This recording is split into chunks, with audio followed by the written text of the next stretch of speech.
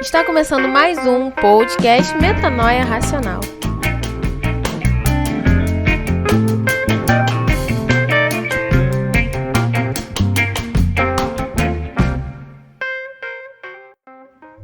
Bom, se você ouviu a primeira parte, já sabe mais ou menos aonde nós paramos. Se não ouviu, continua. Ou melhor, volta e ouça a primeira parte. Essa é a segunda parte do nosso podcast. Para aí! Antes de começarmos o episódio de hoje, quero deixar os nossos informes.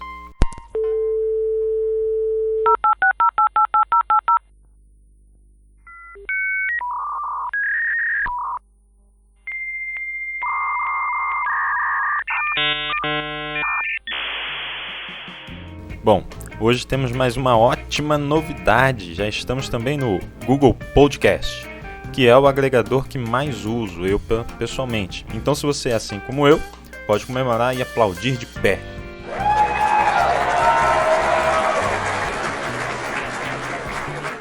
Agora você pode nos acompanhar no Spotify, Apple Podcast e no Google Podcast. Pode escolher, procure por Metanoia Racional e se inscreva. Também estamos nas redes sociais. Esse programa sai sempre no YouTube, que é um canal que sozinho tem a nossa maior audiência. Então obrigado por você que nos acompanha no YouTube. Mas peço que todos se inscrevam lá e ativem o sininho para receber as notificações. Procura lá, Metanoia Racional, e se inscreva. E no Facebook e Instagram, pesquisa lá e nos siga também. Na página oficial do Metanoia Racional, no Facebook, é exatamente esse nome, Metanoia Racional, e no nosso perfil no Instagram também é Metanoia Racional.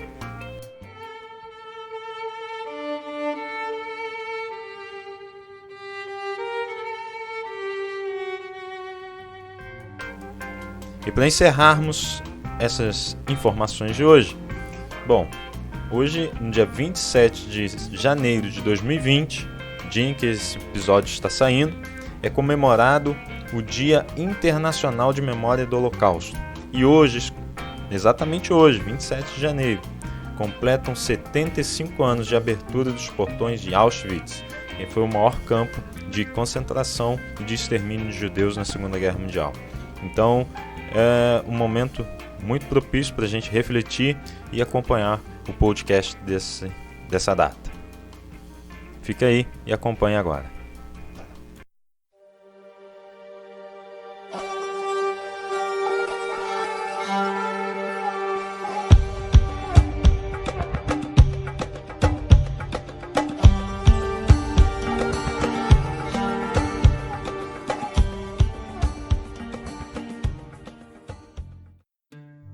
Bom, se você ouviu a primeira parte, já sabe mais ou menos aonde nós paramos. Se não ouviu, continua. Ou melhor, volta e ouça a primeira parte. Essa é a segunda parte do nosso podcast sobre a história do povo de Israel. Vai funcionar mais ou menos igual o filme da Marvel. Se você não vê os outros, não faz diferença. Mas se vê, ajuda muito. E a gente parou falando sobre o momento em que o reino de Israel está sob controle de Salomão. E a gente agora vai dar continuidade sobre o assunto. Show? Show. É porque se não falar show, as pessoas acham que estão escutando outro podcast. Pode falar, Maurício. Então a gente parou com Salomão, a gente vai ver um fato importante no reinado dele, que é a construção do templo. As riquezas que ele construiu o templo, um templo muito exuberante para a época ali, os artefatos que ele usou, as pedras preciosas e os objetos que ele usou ali era muito bonito para a época e de grande valor. E ao chegar no ano 930 antes de Cristo, o reinado de Salomão durou de 970 a 930 antes de Cristo. A gente vai ver o começo do reinado de Jeroboão e do filho de Salomão, Roboão. Jeroboão ele foi sucedido no reinado por um golpe de Estado. Ele já tinha tentado dar esse golpe de Estado em Salomão, mas foi falho. E com a morte de Salomão, ele viu uma nova oportunidade de suceder esse golpe. E pelo filho de Salomão ser um rei que poderia fazer as mesmas coisas ao povo, porque Salomão foi um rei que ele, de certa forma, ele oprimia o povo pela sua sabedoria e pelo seu poder, ele castigava o povo. Então, Roboão até tem uma parte ali na Bíblia que você vai encontrar, onde ele pega ele vai tirar conselhos com os mais velhos sobre o que ele deveria fazer, porque o povo estava reclamando muito do governo do seu pai e queria que ele fosse mais favorável ao povo. E quando os anciões ali os anciões vão e dão aquele conselho a eles para seguir o que o povo queria, porque ia ser bom para o povo, ia ser bom para a ordem que Deus queria que seguisse, ele foi novamente se consultar com os mais jovens. E os mais jovens deram conselho para ele oprimir o povo. Então ele vai ali e castiga. Ele falou que ia castigar pior o povo. Isso está relatado até no livro de 2 Crônicas, no capítulo 10, do 6 ao 14. Você vai ver que ele castiga o povo mais duramente. Então, a partir desse momento, o reino foi dividido em 2 partes, sendo o reino do norte, que conteria o que seria Israel, e reino do sul, que seria Judá, seria Judá. E o rei Jeroboão, ele seguiu na idolatria. Você vai ver que ele não construiu ali o seu reino como a vontade de Deus, porque ele não era para ter entrado ali. Ele foi suceder um golpe de estado. É até interessante, porque o Roboão, a maior crítica que o povo de Israel tinha contra ele era os impostos. Que o Salomão aumentou muito os impostos no final da vida para manter o status que tinha, apesar de não precisar, mas ele aumentou muito os impostos. E aí Roboão pegou, não, vou aumentar mais também. É lógico que teve todas as outras questões políticas da época. Mas o Jeroboão, como o Roboão ficou com a parte sul, né, Judá, Benjamim, e ficou com a tribo de Levi, o pessoal dos sacerdotes. E Jeroboão, com medo do povo de Israel do norte descer para o sul para adorar a Deus e voltar a servir a casa de Israel, a família real de Israel, da linhagem de Davi, ele fez o mesmo pecado do povo no deserto, né? Ele fez 2 bezerros de ouro e falou, agora vocês adoram isso daí. E aí ele já começa a pecar e desviar o povo também, né? O mais legal que a gente vê é que lá atrás já tinha esse negócio de mexer no governo, de querer tapear, de querer dar o golpe, de querer sempre estar na frente. Um governo sempre brigando com o outro para ser maior. Questões políticas sempre também envolvidas com religião. Isso. Não é o assunto de hoje, né, do podcast de hoje, mas tem muita gente que pega, não, religião não se mete com política. Mas se a gente for ver, a religião sempre teve uma influência na política e a política sempre teve influência na religião. O cristianismo, se existe o protestantismo hoje, é graças a apoio político. Se existe a Igreja Católica do jeito que ela teve apoio político lá atrás, teve ação política. Então, política sempre esteve envolvido. E desde essa época, né? Quantos anos antes de Cristo? O rei Davi, por exemplo, ele trouxe uma novidade política muito forte no estado dele quando ele foi ser rei lá em Israel. Né? Ele estabeleceu as normas no templo, no tabernáculo. Ele estabeleceu como seria a adoração, os turnos de adoração. E ele recuperou e levou para Jerusalém, que era a capital naquele momento, do país inteiro, a Arca da Aliança. Então ele também entendia a religião como prática importante no país. Foi ele que trouxe aquele negócio do ferro que tinha me falado também? Também, aí, né, a questão política, o reino de Israel, até Davi, eles estavam na Idade da Pedra, mais ou menos, porque eles não poderiam produzir nada em ferro. Os filisteus proibiam eles e eles não tinham acesso a tecnologias de ferro. Tanto que quando a gente vai ver lá, quando Davi vai e mata o Golias, ele usa as armas de Saul. Mas é porque o único que tinha arma era Saul mesmo. Eles não tinham espadas, assim, não tinha lança, escudo. Era proibido. Eles, por opressão dos inimigos deles, eles não podiam ter acesso à tecnologia. E Davi vai e estabelece isso, né? Uma inovação tecnológica da época. Um dos fatos era quando Davi entrou no reino, foi isso, né? Que aí ele conseguiu ganhar a fama do pessoal, porque ele ganhou lá de Golias, Deus ajudou ele. Aí o pessoal, poxa, esse rei vai ser legal, esse rei vai ser bom. Que aí ajudou, no caso, o Estado. E aí Deus fez uma troca de Estado, troca política, né? Ele tirou a dinastia. Ih, não sei falar isso. Dinastia. Dinastia. Ele tirou a dinastia. Dinastia. É isso aí. Dinastia. De Isso aí vai Saul. virar o proibido. Não vai passar, não. Isso aí eu corto. Aí ele tirou de Saul e colocou Davi. Apesar de Davi ser Gia, mas o certo não era continuar com outros. Mas, Que aí também casou com a filha do rei também. é. Aí ganhou todos os postos pagos pelo governo.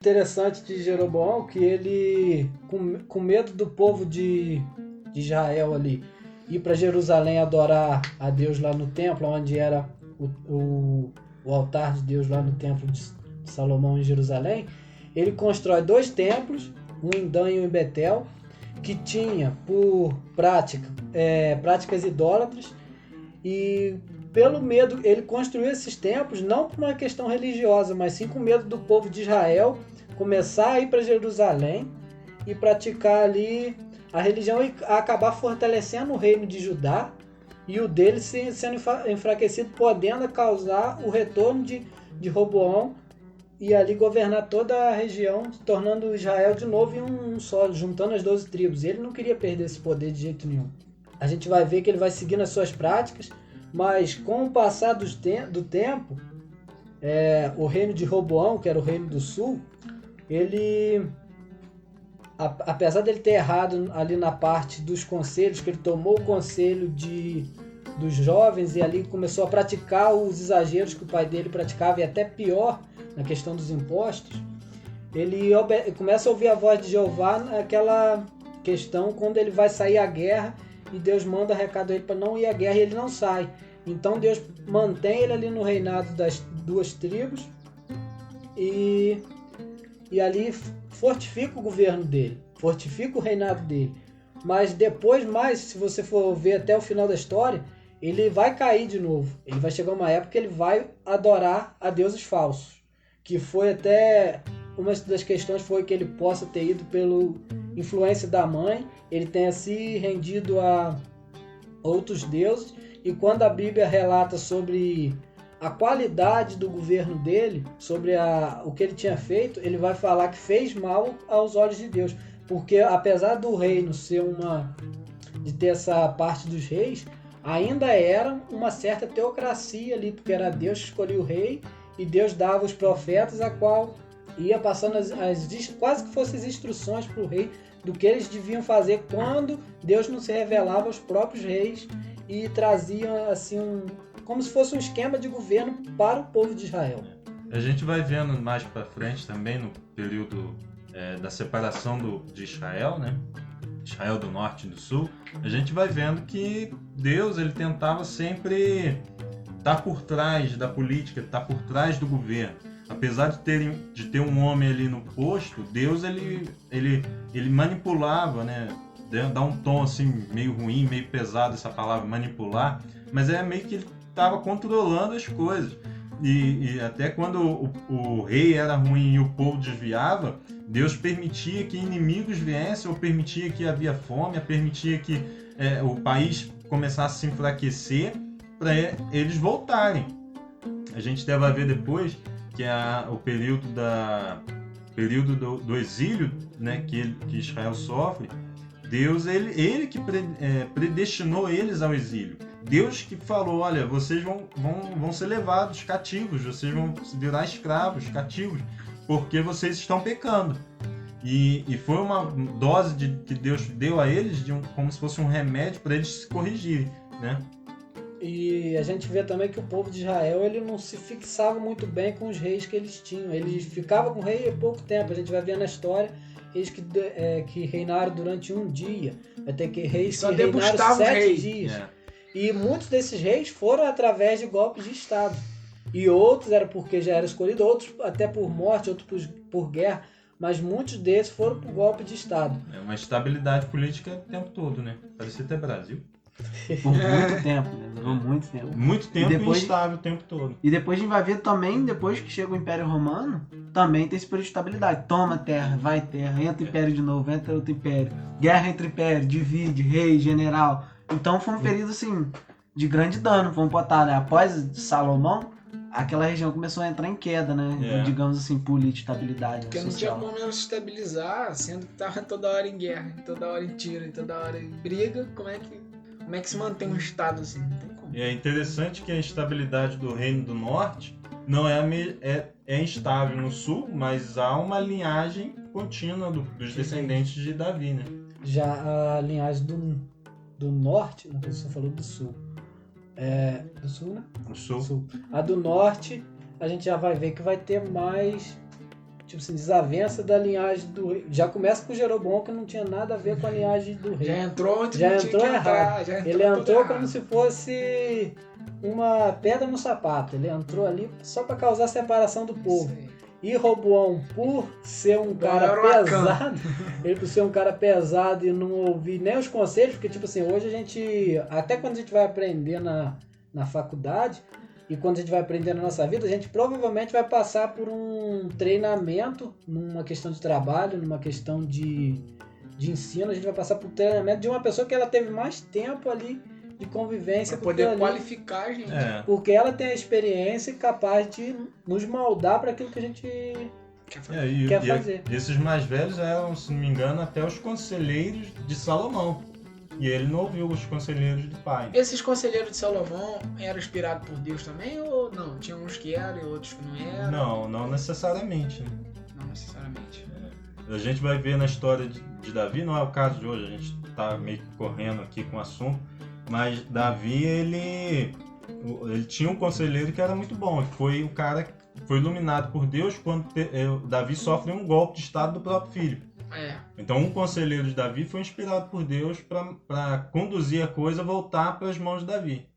E a gente vai perceber que o reino do norte, eles se juntam à Síria para destruir o reino do sul. Mas quando eles se juntam ao reino da Síria ali, a gente vai ver que o reino do sul, quando a Síria vai para tentar fazer guerra a eles vão se tornar vassalos do reino do norte, do Faz reino um da acordo. Síria, faz um acordo.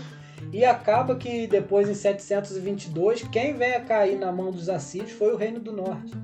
Que foi quando Samaria foi tomada. E ali o povo do norte mesmo, ele foi varrido dali. Ali hoje a gente não tem uma história contando certo o que aconteceu com o povo do norte. Porque ele foi disperso durante a... Porque uma prática que os assírios tinham era realmente exterminar a cultura e o povo. Então eles entravam, tiravam o povo dali, mandavam gente deles morar no lugar e meio que, eu já ouvi falar, não tenho certeza, mas que eles meio que mandavam o povo deles a casar com o povo que eles invadiram, né? O povo dominado, para acabar e impor a cultura deles. Aquela questão também da etnia que a gente falou, né? É. Vai tirar também a etnia pura, vamos botar a judeia, né? Entrar deles, né? E aí também depois vai até entrar a questão que a gente vê na história de Jesus, quando ele vai conversar com a samaritana. E aí, a gente, né, pelas pregações, é sempre martelado isso, que o judeu não se dava muito bem com o samaritano, porque o samaritano ele já tinha se misturado. E tinha se misturado já a partir desse momento, que os assírios vão lá e começam a casar no meio do povo do norte. Já o judeu, ele, apesar de tudo, ele tentou no máximo sempre se preservar ali, não só na questão do casamento, mas na questão cultural e de adoração, né? E no ano 586 a.C., com a parte de Judá, ela foi conquistada pelo reino babilônico.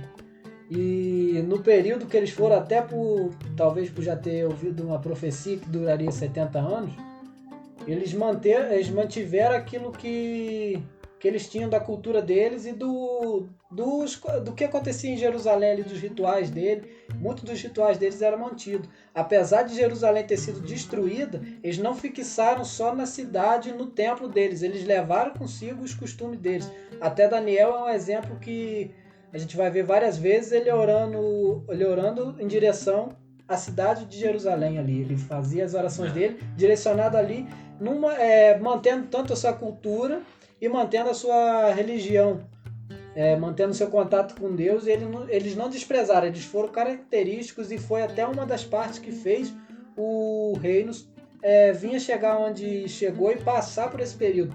Eu acredito que se eles fossem igual o Reino do Norte, que se misturou a sua cultura ali, se misturou com os outros e deixaram entrar os costumes de outros, eles teriam também sido exterminados ali e não teria concluído o que era para eles. E eles mantiveram tanto a questão cultural que o livro de Crônicas, né, o primeiro e o segundo, foi escrito depois do período do exílio. Depois de 70 anos na Babilônia, quando eles voltam, eles, para resgatar a nacionalidade, resgatar lá para todos, né, o espírito patriótico, eles escreveram o livro de Crônicas. Tanto que Crônicas ele enaltece mais o povo de Israel, elogia. E isso mostra que, apesar de passar tanto tempo, eles mantiveram, né, meio que até por questão oral, né, transmissão oral, a história deles. Eles continuaram a sua história. Então, no caso, quando Deus ele mandava, por exemplo, o reino de Israel, o pessoal do exército de Israel chegar para matar um outro exército, ele sempre mandava aniquilar tudo para deixar a terra realmente para eles, mas também para não precisar ter conflito de outra cultura, no caso. Também No caso, ele fazia expansão só no território, mas também na cultura também. E geralmente quando Deus falava, a fio da espada, né, que está na versão do Almeida, a fio da espada, que era para matar todo mundo e não deixar sobrar nada. Era não só por questão cultural, mas é porque muitas das vezes essa cultura que esse povo inimigo tinha era errada. Quando a gente vai ver que a gente viu no primeiro programa, que eles, na primeira parte, que eles invadiram a Terra Prometida e foram dominando, e geralmente a fio da espada, é porque aquele povo tinha uma cultura muito pecaminosa e má. Então Deus ele quer exterminar essa cultura de pecado. E a gente vê muito falando, mas eles exterminavam até as crianças. E ali era um ritual de purificação, até porque esses reinos que ele invadia, a maioria deles, essas crianças eram sacrificadas em rituais. Sim. Para os deuses deles. Então a pessoa tem que analisar a história. Claro, o povo de Israel, Deus dava ordem. Claro, nós vamos estar em outro tempo diferente. Hoje já não é mais dessa forma. Mas eles não eram tão santinhos assim como os outros querem botar o vitimismo em cima desses povos. Eles eram povos cruéis. Se eles pegassem os israelitas, eles fariam muito pior. Pois é. Mas só que como os israelitas estavam na proteção de Deus, assim sucedia, porque provavelmente aquela linhagem pura, a questão cultural naquela época ser uma questão muito forte, aquele povo, aquelas crianças nunca iam abandonar aquele ritual que eles tinham. E até iriam se vingar depois, né? Vamos se vingar, porque esse povo aí destruiu meus pais, matou meus pais. E a questão da vingança na nossa sociedade é muito séria. A gente vê gente querendo se vingar, mas na sociedade deles, e naquele tempo, era mais sério ainda. Era um nível muito hard. Porque era questão de tribo, né? Era questão de tu defender o teu espaço. Sobrevivência. Naquela época a defesa deles era exterminar e acabar mesmo com a coisa. Mas só que a gente vai estudar muito a história de Israel, mas os outros povos também que invadiam, eles também faziam a mesma coisa, quando não levava o povo para ser torturado e mantido escravo. Então a gente tem muito essa... A gente aqui citou, né, Daniel. Há alguns indícios históricos que ele provavelmente foi castrado, porque ele trabalhava dentro do palácio, era da linhagem nobre, e aí o rei, apesar de depois gostar dele, quando ele chegou, ele provavelmente foi castrado. Então, uma prática que dá um sinal de que não havia assim, bondade, né? Não havia amor e paz. E naquela época não tinha anestesia também. Não, né? E nem cachaça pra ficar tomando. Então... tinha vinho. Tinha outras bebidas fortes, mas não dava, porque era um cara escravo. Eu te dominei, eu tô te subjugando. E depois que a gente já entrou no período babilônico, a gente vai ver que com a morte ali de Nabucodonosor, o reino da Babilônia vai começar a ter um declínio até chegar ao domínio persa. E ali Israel, passando esse período, Israel volta, no caso Judá, que seria Israel hoje, porque hoje a gente vai contar Israel como Judá. E Judá como Israel. E que a partir de depois que morre Nabucodonosor e entra ali esse declínio no governo da Babilônia, o povo de Israel vai voltando a poder, quando chega no reinado, se eu não me engano, de Ciro, eles voltam a começar a voltar para suas terras e voltam a ter de novo autorização para reconstruir a sua cidade ali, que era Jerusalém. Até Neemias, né, que pede, se não me engano é Ciro mesmo, pede cartas para ele poder ir reconstruir as muralhas e o templo. E quem fica como governador é o Zorobabel. Acho que é esse aí o nome dele. É, Zorobabel. Uma pergunta, naquela época as cartas traz aquela ideia que nem a gente vê nos filmes, era levado por pombos? Não. Naquela época era pessoas que levavam. Era Ah, Era como se mensageiro. fossem os mensageiros. mensageiros que levavam as... Mas nesse caso, era Neemias mesmo que estava carregando a carta para quando alguém chegasse, não pode passar aqui não, eu tenho a carta de permissão. Ele foi... Tu não pode reconstruir isso aí não, eu tenho... É como se fosse um alvará Entendi. nos dias de hoje. Não, eu tenho permissão do Estado para fazer isso, filho. Deixa eu trabalhar o meu. Pra gente ver que naquela época o pessoal já batia em cima ali. Já era burocrático. Já cobrava imposto, Já cobrava tinha aquela imposto, coisa é. toda. E naquela época, apesar de hoje ter roubo, naquela época também já tinha. Tinha aquelas pessoas que se aproveitavam do poder que eles tinham pra Roubar. roubar. Tinha um pessoal que era corrupto. Zaqueu, por exemplo. Tinha uma galera que era corrupta. Mas assim, isso, burocracia, imposto, tributo, desde que existe Estado, existe isso aí também. Tanto que isso que criou, né? E Estado. depois a Constituição em 88 deu uma melhoradinha pra roubar mais. Durante esse período persa, a gente vai notar que Neemias teve a reconstrução do templo, da cidade, e a gente vai notar também que Zorobabel vai construir um templo. Ali no período dele, eles vão começar a construir um templo que não chegava nem aos pés do templo construído por Salomão, que mais lá na frente na história, eu não vou entrar muito nesse detalhe, mas a gente vai ver a nova reconstrução desse templo. Vai ser um templo muito mais pomposo, assim, comparado a esse templo começado na era de Zorobabel. Era meio que tipo um barraco. Lá se não me engano, eu esqueci qual profeta que fala, né?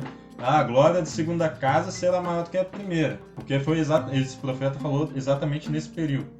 Mas ele estava falando, foi Ageu, né? Ageu 2, capítulo 2, se não me engano. Ele tá falando, mas é pela fé mesmo, mas é só a glória de Deus, porque fisicamente não tinha glória nem comparada ao que Salomão fez antes.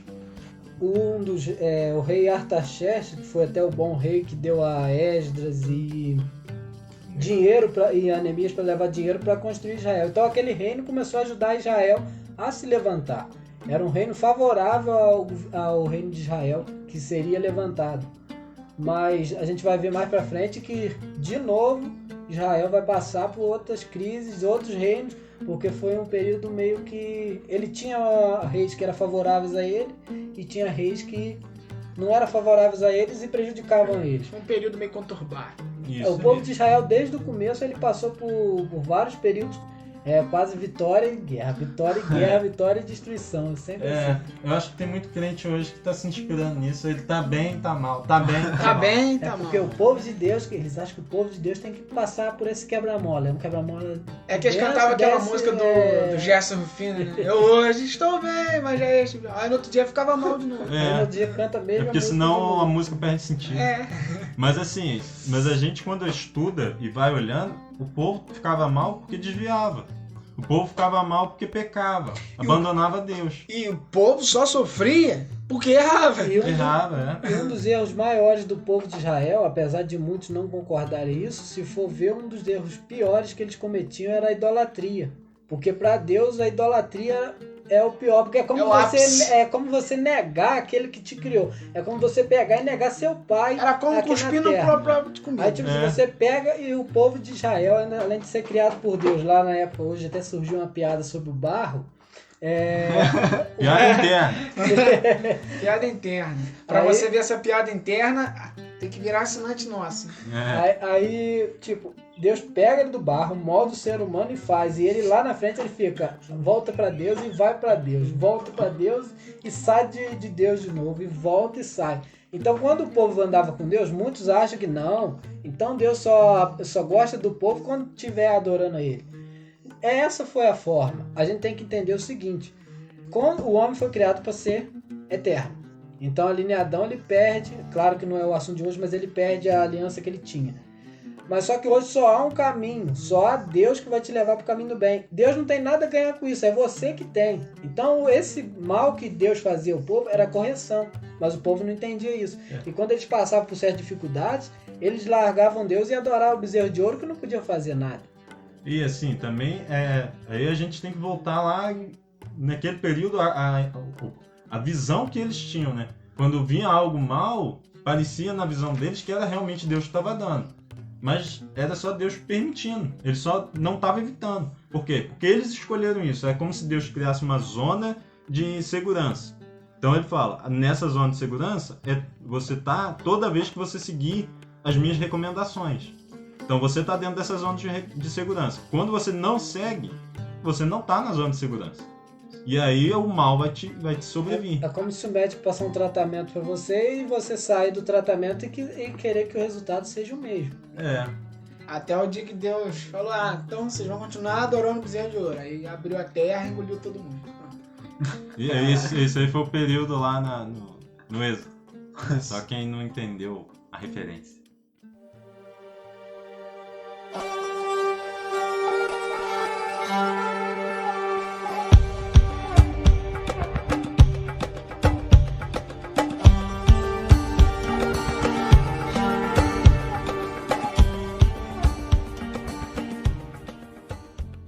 Então, continuando no assunto, a gente agora vai entrar, né? Tem um cara que nasceu aí por aí ali perto, ali na Europa, ali, chamado de Xandim. Não sei se vocês conhecem. Xandim? Xandim é porque é íntimo, né? É Alexandre o Grande, conquistador aí. Por que Alexandre o Grande? Porque ele fez coisa grandiosa, simplesmente. Porque o nome dele era Alexandre. O cara dominou o mundo. Praticamente, ele tomou toda aquela parte. Ele não tinha América, não sabia da América, mas ele tomou a Europa, a África. Ele tinha um fascínio danado por Egito, então ele queria realmente aquela região. E a gente tá falando que um período aqui mais ou menos 300 anos antes de Cristo, mais ou menos. Então, ele conquistou praticamente o mundo todo, igual foi dito. E tem a derrota do rei Persa, e aí representando a integração da Palestina ao Império. E aí, após a morte de Alexandre, aí volta todo aquele conflito. Aí uma parte fica para um general, o outro fica para outro, e aí tem conflito. Aí teve a divisão de terra, no caso. Teve guerras entre o próprio pessoal do Império, teve ali também. Porque o Alexandre o Grande, ele conquistou, mas não deixou sucessor. Tanto é que ele não foi imperador, ele só conquistou. Ele não... Mas ele conquistou e deixou o reinado Império, assim. isso. Não, ele saiu de casa e falou, vou ganhar o mundo. Mas nunca voltou. E também nunca teve filho para o filho governar o mundo que ele conquistou. Foi igual a proclamação da República. Ele foi lá, chegou, esbarrou e proclamei. Pronto, aconteceu, acabou. Agora, se vira, agora pronto. Pelo tipo menos isso. Dom Pedro ficou, né? Pelo menos deixou sucessor. Então você tem essa instabilidade política ali, justamente por não ter o Alexandre. E aí não vai ficar falando muito detalhe, quem brigou com quem ficou com qual parte. Mas assim, o domínio grego nesse período é mais cultural do que político. Sim. É até uma postura que o Império tem, né? Ele não é tão agressivo nesse sentido. Ele toma ali, pega os impostos, né? Se eu não me engano, mas ele deixa você cultuar a sua religião. É um governo um pouco mais liberal. Vamos ver. Mas aí depois, como a Grécia deu essa abertura política e militar, ela manteve a cultura grega. Aí depois também vem a Roma, né? Com a política e os militares. E aí tem toda... A gente vai ficar tanto nesse pedaço. A gente falar um pouco dele. Nasce um cara também, depois, que se chama Jesus aí, né? Que aí também já trouxe a nova visão daquele lugar. E aí você também começa a... Jesus é o Grande. Aí foi também... maior que Alexandre. Ele foi E esse cara Jesus foi um cara muito importante para a queda do Império. Porque ele começou a trazer outra visão, uma visão de amor. Outra cultura, outra visão. Era tudo de guerra, aquele meio, e Jesus chega lá e fala, não, gente, sem guerra aqui, vamos, né? Ele traz tanta paz, né? Que aí quando vão prender ele... Não, nós estamos procurando Jesus. Fala, vocês estão... É eu mesmo, pode me prender, é eu. Se fosse o outro, ia começar a gritar, ia correr, ele não, mas... Aí ele dá a ideia também, né? Que... Se alguém bater no seu rosto pra virar outra face, pra trazer essa ideia mesmo de amor. Ele faz um metanoia com a galera. Ele faz um metanoia. E um pouquinho antes, até falando sobre Jesus, a gente lembra também de Herodes, que entra naquela questão que a gente estava falando, que ele mandou, por medo de perder o reinado, por causa das profecias acerca de Jesus que viria, ele manda matar as crianças. Pois A gente vai ver que aquelas crianças de 2 anos para baixo morrem sem ter culpa de nada Por causa do rei. por causa do rei que tinha medo. E se a gente for analisar a história dele, ele também foi sucedido sobre vários golpes de estado. Ele ia matando as pessoas, ele ia matando gente da família para poder se manter no rei. Ele não era nada um rei assim. Aí se você bom. tá perguntando, mas de onde saiu esse Herodes? Que poder político ele tinha? Ele tinha que saiu os persas, acabou os gregos, entra uma galera que estava revoltada, que era a família dos Macabeus. E aí eles dominam por um período a região ali de Israel, eles têm uma certa independência, e aí entra os romanos.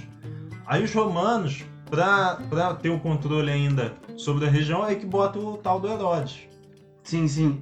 Eu queria dizer, então, durante esse período aí do Império, teve muito saque, teve tantas revoltas. Tá até falando com o Maurício de uma das revoltas do judeu durante essa época de domínio romano, foi o Muro das Lamentações, que foi um pedaço ali do muro que resistiu durante esse período de guerra. Que é onde as pessoas iam para fazer as suas orações. Suas Depois petições. virou uma coisa simbólica. área Mas de naquela época era peregrinação. só um muro, mas ele ficou em pé e ficou...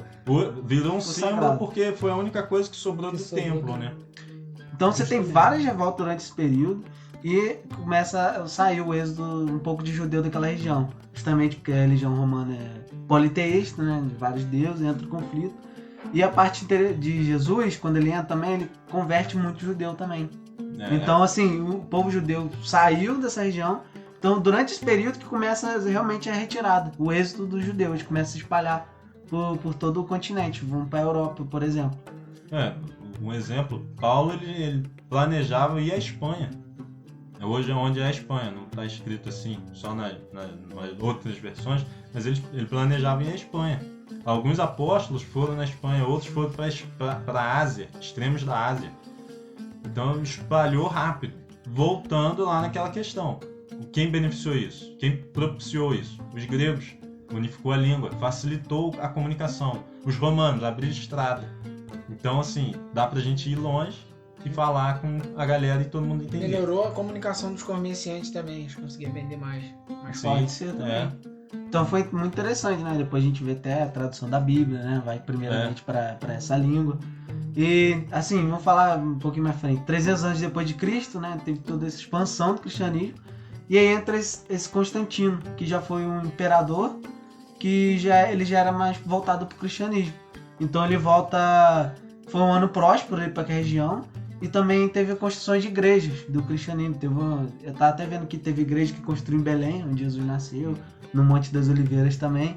E houve esse boom do cristianismo. Então aquela parte ficou fortemente do E cristão. aí a gente volta a ver que a política e religião voltam a andar de mãos volta dadas. de novo. Tanto que o Santo Agostinho, que foi um grande evangelista, né, que ele pregava, ele era um filósofo, ele defendia essa ideia de que tinha sempre aquela discussão entre Sócrates e ele, porque Sócrates acreditava que a verdadeira alegria se encontrava nas coisas da terra, nas coisas mundanas, e Santo Agostinho defendia que a verdadeira alegria se encontrava em Cristo. Então ele, Santo Tomás de Aquino, foi um dos grandes filósofos que defendia essa ideia do cristianismo, que a felicidade plena, a felicidade absoluta, a gente só vai encontrar em Deus. E quando a gente ouve aquela famosa frase, só sei que nada sei, Isso. uma das teorias dessa frase é porque ele, de certa forma, se encontrou com Deus, e a sabedoria dele já não era tanta tão como a de Deus. como era de Deus. Então ele percebeu que ele não sabia nada além daquilo que ele havia aprendido. Mas também, do ponto de vista também, sei que nada sei, né? Ele quer dizer que a gente nunca vai... A verdade do mundo, a gente nunca consegue a verdade plena. Você pode colocar, né? No mundo, você nunca sabe E tudo. aí a gente volta... Tá fugindo um pouquinho assim do tema que eu vou falar, mas é porque tá no assunto que a gente tá agora nesse momento. Muitas das vezes a gente não encontra Deus porque tá usando os métodos daqui, ao invés de usar os métodos de Deus pra gente. A gente tá querendo usar as nossas ferramentas, a nossa capacidade para encontrar Deus. Muitas das vezes a gente quer ganhar as coisas, mas não busca primeiramente o reino de Deus. Aí fica complicado. Aí voltando ao assunto, era o que acontecia com o povo. O povo, Deus abençoava o povo tinha tudo, mas estava sempre reclamando. Então Deus ia, corrigia eles, aí eles iam, adoravam o bezerro de ouro e Deus corrigia mais ainda, porque eles nunca saíam do erro. No caso, Deus amava o povo, ainda ama o povo, mas infelizmente era o povo mesmo que procurava a correção, porque fazia besteira.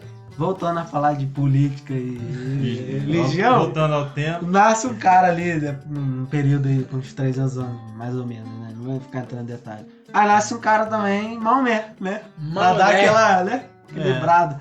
Então Maomé é incrível, que ele conseguiu unificar aquela galera que não era judeu, a galera árabe ali em volta. Então ele era a tribos separadas. Então ele, em apenas 2 anos, isso é incrível, ele conquistou toda aquela região. E de lá, quem acredita no Maomé foi onde se levantou, ele foi pro céu, né? Algo do tipo. Né? Então foi ali, tá? A oração do muçulmano é voltada para Jerusalém, que foi ali, que virou um lugar mais sagrado. Então onde Maomé se acendeu ao céu. Então é por causa disso que os muçulmanos, quando dá a hora deles orar, eles ajoelham. A direção de eles têm um Jerusalém. É um costume parecido com o de Daniel, quando ele fazia no cativeiro do Babilônia. Isso. Se a gente for notar, algumas semelhanças, tipo, não todas, mas algumas no costume religioso das regiões ali. Então aí, esse período não tem muito o que falar, a gente já vai pular lá para 1500, que é um período que entra também o Império Otomano, mas não tem muita mudança, é a mesma religião, praticamente a mesma estrutura política, eles cobram mais imposto, né? Lembra assim, né? Mudou a coisa nova agora. Aí eu tive que fazer uma troca aqui nos letreiros. Aí vai ter que aumentar o imposto. O uniforme, então eu tive que mudar, porque mudou as cores também. Vai então, ser um pouquinho mais caro. Aí o logo a gente... O pessoal do marketing cobra um pouco mais. Então assim, a gente vai ter que cobrar mais Então, caro. esse período, e principalmente o aumento do imposto, é aquela coisa aí, 1500, a gente tá falando de 1500, a descoberta do Brasil. E é justamente porque Portugal dá a volta, que a gente falou da importância daquela rota. Que você corta um caminho pra ir pra Índia, pra ir pra China. Aquela é uma importante região. E Portugal falou, não, vou fazer outro aqui. Não vou ficar pagando imposto pra vocês. Então, ali acaba assim a força do império, né?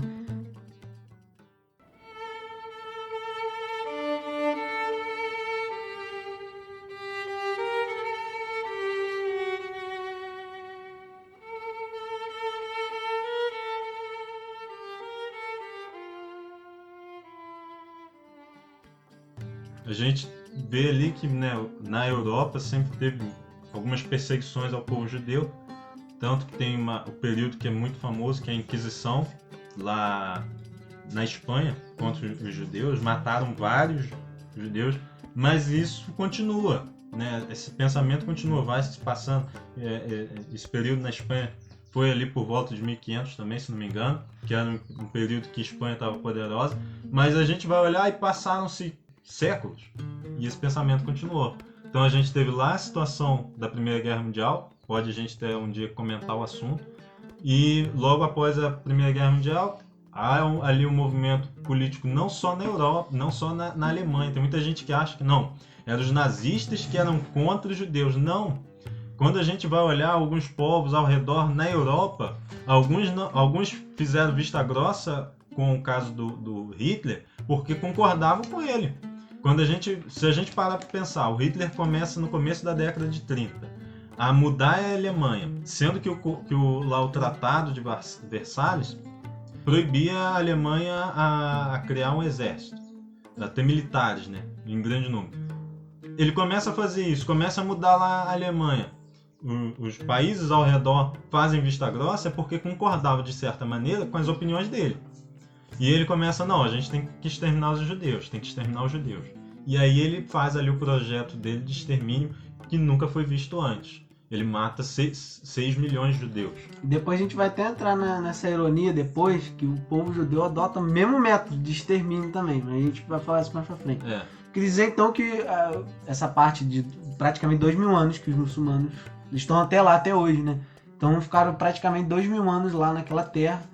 E o número de judeus ali era bem pequeno, sabe? Em torno de 2, 3%. Em torno disso. Então, aquela coisa, o povo judeu já tá ali há muito tempo, né? Aí quando o judeu ele volta, sabe? Já o pessoal já tá ali 2 mil anos na Terra, fala, sai fora, sabe? É. Então é aí que é a origem do conflito. A gente volta lá naquela questão que tava quando o Josué volta na Terra Prometida. Ele, não, isso aqui era nosso. Mas, cara, quanto tempo? Quanto tempo, exatamente. Tu deu uma voltinha, quanto tempo tu deu essa voltinha? 400 anos. É aquela famosa, foi na roça e perdeu a carroça.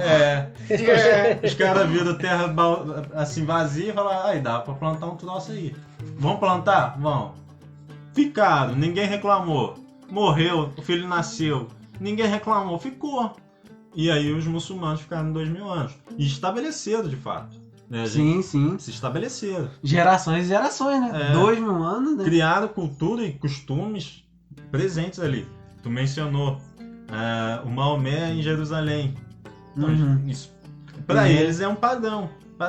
Lá no Monte do Templo, tem lá hoje um templo muçulmano. Por quê? Porque estava vazio, eles colocaram e aquilo tinha um símbolo, e hoje tem ainda um símbolo religioso para eles, poxa. Então aí... Mas não tô defendendo eles não, tá? Só porque- comentar. Até porque a herança não é deles. A herança, eu creio na Bíblia como documento. Cada um, exatamente. Então, durante o período da Primeira Guerra Mundial, a Inglaterra ali, aproveitando o embalo ali, né, já tá, né, destruindo ali, né? Já tá que- todo mundo se matando. Já que as crianças estão na rua, Ela vamos continuar. toma aquele pedaço Vamos da fazer história. brincadeira. Ela toma aquele... Então ela toma dos otomanos, né, dali. E justamente que nessa época já tinha coisa do petróleo, já tava entrando nessa era já. Então já era interessante já ter uma baixada ali da Inglaterra ali já no lugar ali. E a Inglaterra, por um tempo, ela fica administrando ali. Justamente. E aí, com a chegada da Inglaterra, os judeus começam a voltar. Porque tem tudo uma coisa de promessa também. Que a Inglaterra prometeu. Teve muita ajuda judeu da Inglaterra. Porque quando a gente olha assim, aí o judeu se espalhou pelo mundo. Mas eles ainda tinham a bênção de Deus, os caras eram muito poderosos, Sim, faziam muito dinheiro. Eu vi hoje, né, estudando pro podcast, uma história de que encontraram, nos tempos de hoje, encontraram uma sinagoga e aí encontraram um cofre nessa sinagoga com mais de 20 mil moedas de ouro. Então o judeu que estava por ali tinha muito dinheiro. E o judeu também sempre foi aquele cara esperto, né, de sobreviver. Ele sempre carregava um tanto de dinheiro que ele conseguisse sobreviver. E a gente ouve até pouco falar sobre a história judaica, que até na televisão é difícil você ouvir muito sobre as histórias deles. Mas é só sobre a sobrevivência deles na Segunda Guerra e vambora. Isso. Porque o povo foca muito ali na Primeira Guerra Mundial, ali. A gente até pode falar durante que foi a Idade das Trevas, não, qual é o nome? Idade Média, Idade né? Média. Lá das trevas. Depende do ponto de vista, né? É. Sei lá. Mas aí a gente até pode, assim, tem muito mais específico por que ficaram tão ricos, mas eu tava vendo os principais motivos, porque eles não podiam ter terras. Eles foram proibidos. Aí eles juntavam conforme Eles podia. eram tipo cigano. Eu estava aqui, mas eu Então, não vou me instalar E aqui. aí eles que começam, principalmente eles, com a coisa do mercantilismo, que é um movimento Isso. muito forte que se tem na Europa ali. E aí que eles começam a ser banqueiros, começam a ser mercadores. Então, por isso da riqueza também. Tem um dos motivos, a gente pode aprofundar até mais, mas esses foram os Até principais. hoje eles têm muitos campos de pesquisa que é notável, se a gente for ver a pesquisar, eles têm vários prêmios no campo de pesquisa da medicina. Tem até a calça jeans veio de um judeu, se a gente for Tomate pesquisar. cereja vieram deles, genético. E se for dar um exemplo assim, o hospital de referência no Brasil, Albert Einstein. É. Né? Uhum. A riqueza do judeu, o judeu é rico. Então, se você estiver usando aí por acaso um Instagram, um Facebook, é um judeu. Ele é ateu, mas é judeu. Se você assiste filme de Hollywood, tá vendo que eles são donos eles dominam Hollywood. Se você sabe? assiste Silvio Santos, ele é um judeu também. SBT do judeu. E a Judeu. gente vê que eles não são pessoas de... De má renda. O banqueiro mais rico do mundo é o Joseph Safra, um brasileiro de ascendência judaica.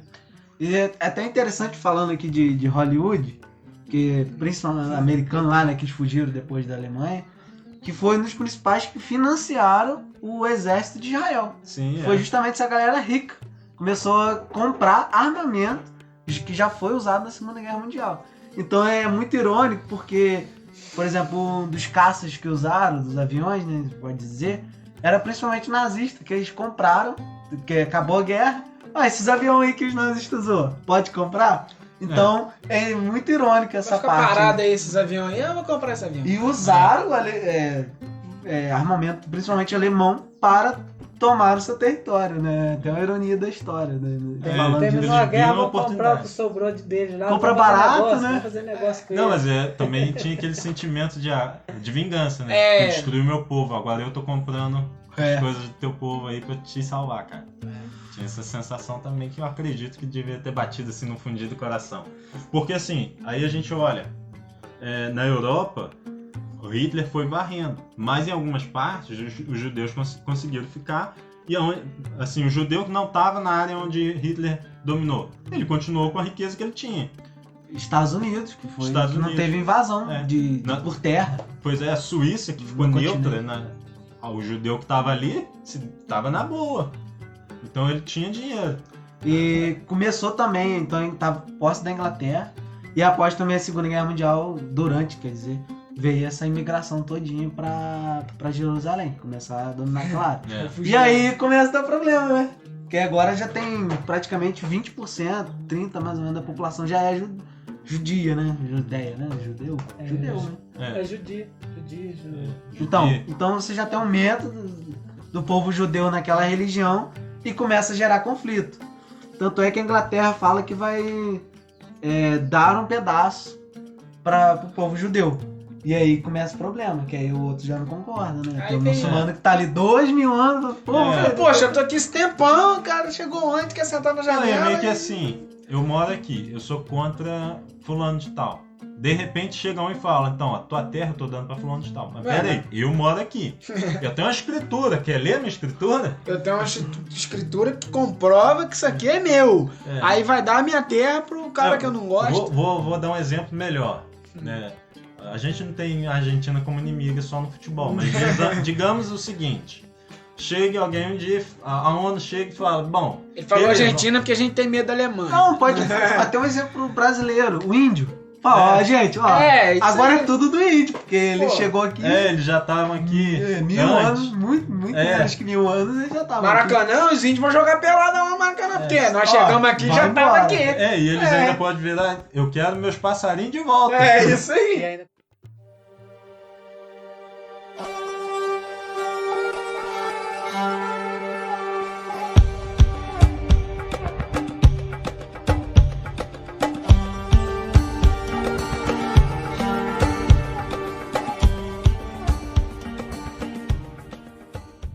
Então a Inglaterra com esse pepino todo de conflito. E até tanto que o judeu, a Inglaterra tava com medo. Falei, "Ih, se eu ajudar esse, o outro vai me sapecar aqui do.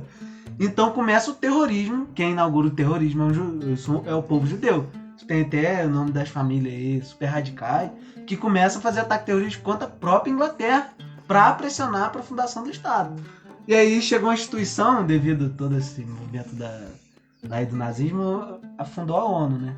Aí a Inglaterra falou, aí ONU, resolve aí, é contigo. Aí a Inglaterra vai embora. Meio que assim, já criamos isso daí, joga para o colo deles, né? Aí- filho teu. E tem algumas medidas que a ONU tomou, por exemplo, Jerusalém, a cidade mesmo, que é sagrado por 3 religiões, ela é internacional, seria território da ONU. É. E dividiu a Palestina, a Palestina, eu até falar um pouco aqui, é o território que os romanos tomaram, tá? Foi dado, o que a gente chama de Palestina foi a parte que o romano tomou. Tanto quanto a gente até fala, né? A Palestina nos tempos de Jesus. Ainda não tinha esse nome. Não tinha. É a gente que tá botando. Exatamente. O nome Palestina vem depois. É como se fosse só pra citar Exemplo, o lugar que tá. A gente tá tem escrito. noção, né? É igual falar lá na Pérsia, ela ainda existe. Só que hoje é Irã. É como se virasse e falasse, não. Virasse fosse falar sobre o Brasil e fala no Rio de Janeiro. Então, hoje a gente fala Irã. Então, Pra você que é um pouco mais simples, que não sabe o que é ONU, é a Organização das Nações Unidas. Sim. obrigado. Isso aí. Porque o nosso intuito aqui é o mais simples também conhecer, né? Isso. A gente É, simplificar ao máximo o conteúdo pra todo A mundo bandeira conseguir da entender. ONU já deve ter visto, ela tem o mundo todo. Isso aí, pra uma criancinha de Azul, 7 anos azul, ouvir bandeira e azul. entender o nosso conhecimento. Sim, é. Então essa cidade é território internacional. Então a ONU tenta um acordo de dividir a Palestina um pedacinho para cada um, né? É. Assim, não foi dividido no meio Pedacinho certinho. pra cada esquema. Não, mas é interessante que eles não dividiram no meio, assim, 50 pra cada um. Eles pegaram algumas partes importantes, a parte da montanha e dividiram. Então tentaram a divisão aí. Só que no judeu falaram, só isso? Isso aqui não foi o que Deus me deu, não. Isso aí não dá Isso nem aqui não pro foi o que troco. Deus prometeu, não. E aí a gente tá falando de 1948, se declara o Estado de Israel. E aí ele tem uma guerra ali justamente financiada por ali. E aí consegue tomar grande parte, a gente conhece até hoje aí. Essa é a praticamente. Guerra dos 6 Dias, né? Essa é a Guerra dos 6 Dias. Então, assim, a Guerra dos 6 Dias, pense, eles tinham... É porque no 7 eles descansaram. Foi, se eu não me engano, eles triplicaram o Foi? território deles É. em 6 dias. É meio que assim, eles tinham 1000 metros quadrados. Tô dando exemplo, isso aqui não era 1000 metros quadrados. Mas tô dando exemplo. Eles em 6 dias pegaram, não, vamos supor, pegou 1000 metros quadrados hoje. Eles pegaram, bom, agora isso aqui é meu hoje, né? Então eu já tenho exército e armamento. Amanhã a gente começa a guerra. Em uma semana eles triplicaram os 1000 metros quadrados. Não, é incrível mesmo. E, tipo assim, o judeu sempre teve um treinamento militar melhor, porque ele já aprendeu lá da Inglaterra, serviu o exército americano. Mas eles são um povo que são ainda minoria. São 30% do que tem ali na cidade ainda era, entendeu? É. Então foi genial. E a estratégia dele é totalmente aérea. Se for ver o detalhe da guerra, é muito interessante, porque eles fizeram a jogada durante a manhã, não vou entrar muito em detalhe não. Eles foram por baixo, pra não pegar pelo radar, destruir todas as bases inimigas só no aéreo. E depois que destruir todas... Eu acho que eu já entendi essa carta Coringa. Eu acho que quando eles foram lá comprar armamento com os nazistas, com os alemães lá, eles falaram, não, pera aí, deixa só nós entrar um pouquinho aí nos aposentos de Hitler. Aí ele foi e pegou a estratégia. Ele falou, era assim que ele fazia, né? Acho que era Entendi. Luftwaffe. E tinha lá um nome em alemão que eu não lembro, que era a Guerra Relâmpago. Aquele negócio de ataca patum. rápido. Você ataca aéreo rápido primeiro, depois você vem Já vem com o exército. com o armamento pesado, né? Com os blindados, aí depois você vem com os fuzileiros. então a Acho que ideia é eles chegar pegaram- de avião rápido. Acho que eles pegaram essa ideia aí. né? E aí tem até um problema, porque em teoria não tinha um motivo para eles sair destruindo base aérea de todo mundo. Tem esse problema, mas eles dizem que a guerra foi preventiva, uma desculpa deles. A gente vai atacar eles pra eles não atacar a gente. Assim, aí volta aquela questão. A ONU já estava estabelecida e uma das regras, não sei se naquele tempo era, provavelmente já era, acho que da fundação eles ficou estabelecido. Você não pode atacar território estrangeiro, a não ser que tenha sido declarado guerra ou potencial de guerra. Então, não sei em que momento você está ouvindo isso. Se você está ouvindo isso ainda em 2020, aí você entende por que muita gente criticou o Trump. Porque ele fez um ataque em território estrangeiro sem sinal de guerra. O argumento dele é que havia potencial de terrorismo e guerra. E o que aconteceu quando o Bolsonaro lá fala que declara lá, como é que é a capital, né? A capital Ele tá dizendo que ele tá aceitando o território que foi tomado depois dos 6 dias. Isso. Porque a maioria dos países, querendo não se posicionar, pegou o território que a ONU dividiu. E aí reconhece Tel Aviv. Então agora o Brasil, ano passado, reconheceu toda aquela parte sendo como de Israel mesmo, validando... Aí a gente volta à questão que pela fé, nós cristãos, reconhecemos Jerusalém como a capital de Israel. Pela fé. Politicamente, isso é uma outra história a ser debatido, porque Jerusalém, por questão mundial, é reconhecido como território internacional e é compartilhado. Então, a administração de Jerusalém é compartilhada entre 3 países, né? Agora não sei quantos países que eles administram. Uma parte é Israel que administra, outra parte é os palestinos. Sim. Então tem essa questão também. E a ideia de Jerusalém ser internacional para ter a circulação de todas as religiões. E aí, com a tomada da declaração do Estado de Israel, vai embora. Mandou todo mundo embora. Então os muçulmanos foram mandados embora. Os árabes, né? Foram mandados embora. Então teve um problema de imigrante. Que tem até a famosa faixa de Gaza. Que mandou todo mundo para lá. E aí teve essa tomada. Porque cresceram 3 vezes mais e retiraram o pessoal dessa região. Eles expulsaram as pessoas da terra e aí eles fazem uma coisa. Alguém pode até argumentar e falar, não, pelo menos eles tiveram piedade de deixar eles em algum lugar, né? Porque eles podem argumentar, não, os alemães só estavam matando, nós pelo menos expulsamos eles com vida. Mas eles expulsaram da terra o pessoal que estava estabelecido. E quando o Estado de Israel é fundado novamente, a gente vai olhar pro lado bíblico, a gente vai ver o começo daquela profecia da figueira voltar a brotar. A figueira começa a dar flores, né? A primavera Tá chegando. para a fé cristã tá próxima, porque a promessa de Jesus, né, ele deixou a profecia de que isso seria um sinal. Israel voltar para sua terra e estabelecer um governo. E sobre Jerusalém ser a capital também faz É uma parte promessa. da promessa. Então, de certa forma, claro, tem a questão política, mas sim, olhando pela fé cristã e pela fé até do povo ali hebreu, essa profecia tá vindo a se cumprir agora. Por isso que, né, eu falei, nós por fé, né, cremos na palavra de Deus, Bíblia, nós entendemos que Jerusalém é do judeu e tem que ser reconhecido. E nós torcemos que isso seja reconhecido porque é uma promessa de que quando isso acontecer, são sinais da volta de Jesus. A gente só tem que tomar cuidado na hora de concordar, essa é terra judeu, porque às vezes o povo judeu poderia tomar medidas menos radicais. Tipo. Sim, Por exemplo, você tem um prazo pra sair daqui, entendeu? Então teve uma agressividade. Se a gente for entrar na parte de terrorismo depois, é doideira, extermínio mesmo, o judeu mata igual o holocausto. Foi igual o Roboão quando ele ouviu o conselho dos novos e castigou mais o povo em vez de entrar pelo lado do diálogo. Exatamente. Ele não, E assim, o Estado de Israel hoje, né, a gente está falando na atualidade, no momento contemporâneo, eles não são conforme a Bíblia. Então, assim, Deus não está tratando com eles como no período bíblico, em que, não, se você está pecando, eu vou permitir te castigar. Se você está seguindo a minha lei, eu vou te ajudar. Deus tem a bênção dele sobre esse povo. Então é o que eu citei. O Mark Zuckerberg, ele é judeu, mas é só por descendência. Ele é ateu, ele não crê em Deus. E Deus está abençoando o cara. Nem que seja só pela genética. Deus está abençoando ele.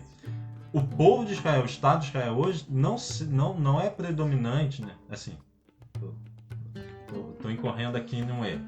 Não é que o Estado de Israel ele estabeleça, olha, esse país é um país de religião judaica e todo mundo aqui segue o judaísmo. Não, há liberdade. O governo também não busca lá nos sacerdotes conselhos. O governo é democrático, o povo vota, entra quem o povo quer, faz o governo, ele faz o que ele quer. Então, a questão, né, do trato deles, eles podem até usar se quiserem, mas não é Deus que está mandando eles agirem dessa brutalidade. Por exemplo, quando tem um ataque para Israel, por exemplo, aí vai lá Israel e bombardeia a faixa de Gaza, que lá onde está cheio de imigrantes lá, que não estão sem terra, sem nada, criança, mulheres, todo mundo, vai lá e bombardeia assim, só por vingança, sabe? Então... A questão da bênção é mais pela questão genética do povo, dali por aquele povo, não pela questão política que eles têm hoje.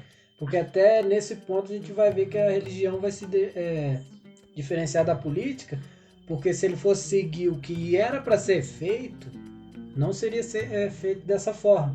Provavelmente Deus ia agir de outra forma, mas eles estão escolhendo o que eles estão fazendo ali sem o alvará de Deus. Tipo assim, como se Deus não tivesse permitido. Deus deixou eles fazer porque é escolha. É o que eles estão escolhendo a fazer, mas Deus não está ali tratando com eles ainda. Deus está olhando o que eles estão fazendo, só que tipo assim, não chegou a hora ainda dele intervir nesse ponto. E assim, até o que já foi falado aqui, o povo de Israel hoje, o exército deles é muito bom, mas não é muito bom porque Deus está abençoando. Não necessariamente. É muito bom porque aprenderam a guerrear. Por quê? Porque tiveram que guerrear muitas vezes sem Deus. No caso, o povo judeu, ele desde o início, ele sempre aprendeu a não guerrear, mas a sobreviver, independente das circunstâncias. Então, se é para ter dinheiro, se é para construir as ocas, se é para construir casa, ele estava pronto para qualquer coisa, para guerra, para abraçar, para tudo. O povo judeu é sobrevivente. E de certa forma, a bênção de Deus na vida deles é de forma material. Se a gente for olhar, é de forma mesmo terrestre, material. vai ser, a sua população vai ser numerosa, aí tipo assim, as suas fazendas vão aumentar, tipo, o que eles fazem vai ter sucesso, mas é mais na parte material mesmo. Aí daí surge também a questão política, que hoje é uma terra muito visada pelo que tem ali na terra de bens materiais naturais ali no caso. A gente vê o petróleo, principalmente, aquela rota também. Não pode ser tentar muito no petróleo, né? Não falar muito sobre isso, né? Talvez em outro programa a gente fala, né? Mas é sim, ali é um dos melhores petróleos, região muito rica que fica ali perto. Queria dizer também, um ponto importante, é que Israel estava ali sozinho. Então todos os países vizinhos ali em volta se uniram contra Israel. E é até engraçado, porque quando começou a fundar o Estado Democrático, tinha muito apoio, principalmente da União Soviética, na época. Então tinha muito partido socialista que tomou o poder. Então é muito doido os Estados Unidos ter conseguido apoio a Israel, apoiar os Estados Unidos, justamente por ter essa rixa de Guerra Fria. Então, quando os Estados Unidos entra, ele realmente decide ali o rumo da história. Porque se os Estados Unidos não entra, talvez Israel não aguentaria tanto tempo, porque eles estão sozinhos ali. Então tem esse forte apoio, essa coisa histórica dos Estados Unidos ali na região. E a gente pode até comentar que aí entra a questão de que quem governou os Estados Unidos aí por longo tempo tinha uma certa noção cristã. Mesmo que não fosse ele cristão efetivo, ele sabia que o eleitorado era cristão, e aí ele volta para as promessas e que quem abençoar Israel vai ser abençoado. E aí eles voltam para essa questão talvez até político, né? Só, não religioso, só político. Mas aí a gente volta nesse assunto de que a religião entra aí de novo no meio político. Sempre. Mas assim, a gente está terminando já. Qualquer coisa que você gostou desses dois programas e falou, poxa, isso aí podia ter ficado melhor comentado, eu acho que poderia ter desenvolvido mais tempo. A gente tem aí um longo tempo, até Jesus voltar, a gente está aqui fazendo podcast. E outros conteúdos também futuramente. Principalmente essa parte de terrorismo, a gente não entrou tanto, porque o episódio tá longo. Mas tem toda uma... Aí quem atacou quem, quão violento foi cada um. Que também é interessante você saber, pra você ter uma opinião também sobre esse assunto. Porque fala, eles são judeus, terra prometida, então... Mas assim, tem uma profundidade muito maior que a gente não abordou. E pra você que tá nos ouvindo que ainda não é cristão, volte pra Jesus e antes que ele volte pra você. Sim, Isso aí ficou um conselho muito válido.